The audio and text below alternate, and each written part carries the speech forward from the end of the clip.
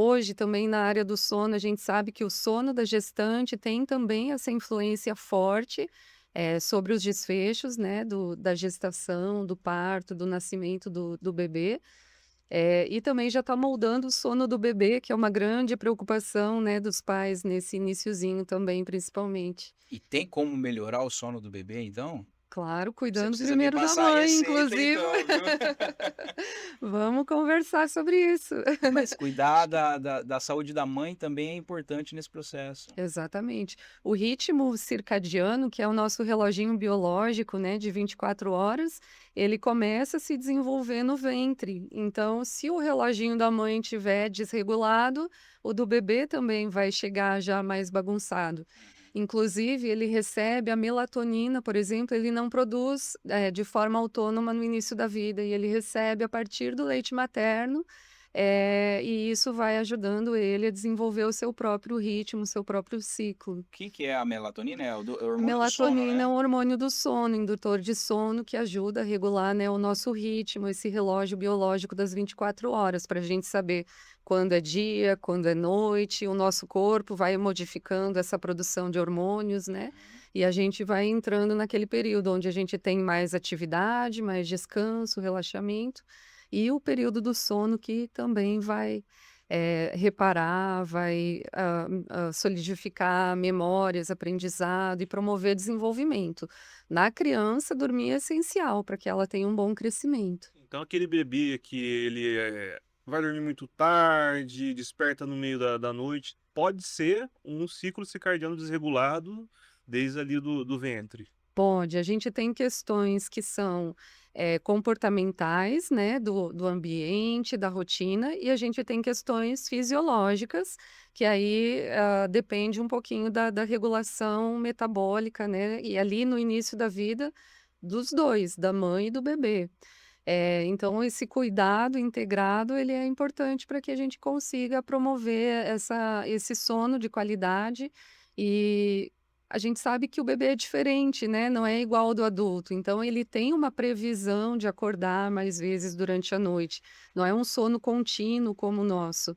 Isso tem inclusive, benefícios biológicos, ele é para proteção, tanto de nutrição, para que o bebê receba todos os nutrientes que ele precisa, buscando ali o aleitamento, e isso promover o seu crescimento, o seu desenvolvimento, e também como um mecanismo de proteção contra a morte súbita, porque um bebê que aprofunda muito no sono e dorme muito pesado, não consegue fazer esses ciclos, né, ao longo da noite, ele tem um risco maior.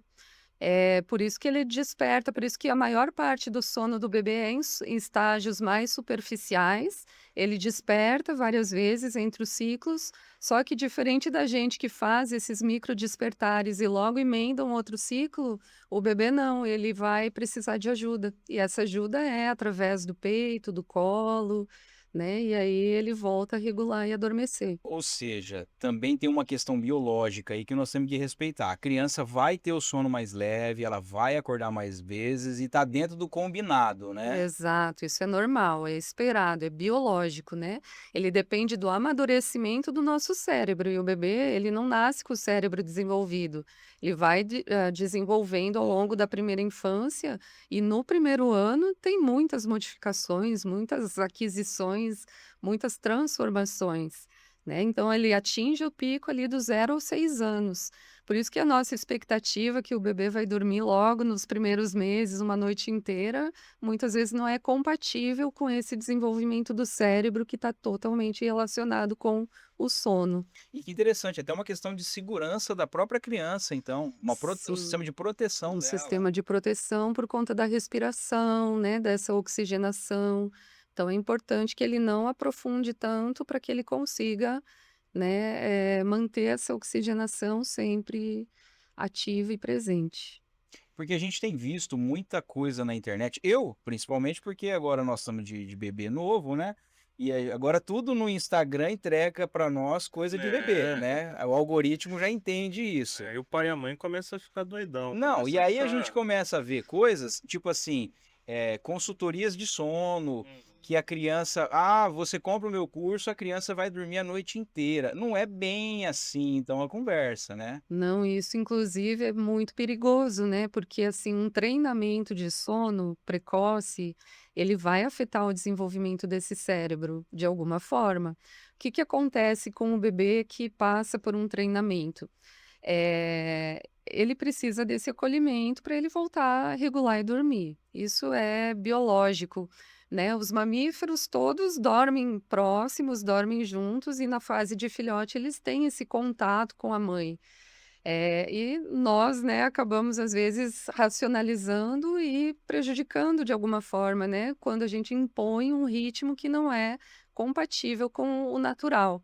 Então, se o bebê chora muito e ele não tem uma atenção rápida ou ativa, né, porque como que ele entende que a gente ama, né, o bebê entende que a mãe e o pai amam ele? Não é a gente falando no É no ouvidinho contato, né? dele, eu te amo, é no contato. É no colo, é no balanço.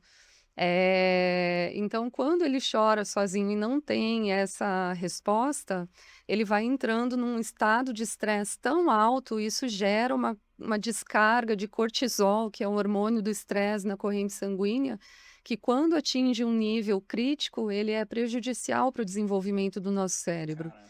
E isso, tem um nome, né, na psicologia, ele chama desamparo aprendido. Então o bebê ele aprende que ele chama e que ele não vai ter a resposta, e ele entra num estado de latência, como uma proteção para esse cérebro não entrar numa depressão profunda ou num risco maior, né, e ele para de chamar, mas não necessariamente ele para de acordar ou ele para de ter a necessidade.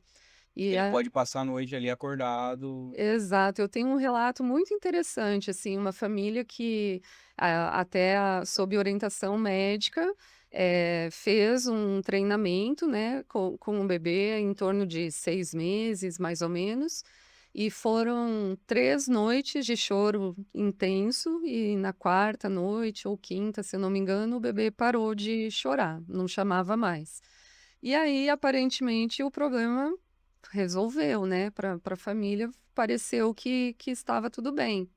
Mas a mãe conta que um tempo depois eles viajaram e aí na viagem toda a família ficou junta, né, no quarto do hotel, e ela percebeu que o bebê acordava e ele ficava virando de um lado para o outro, sentava, mas ele não chorava, não chamava, e dali a pouco ele voltava e dormia.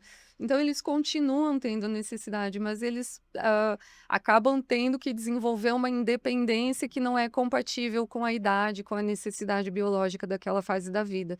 E isso a longo prazo traz repercussões para o cérebro, sim. Pode gerar ali até os transtornos de desenvolvimento, ansiedade, depressão, né, hoje são males tão comuns, infelizmente. Quer ver o restante dessa conversa? Acesse o Vocação Podcast no YouTube.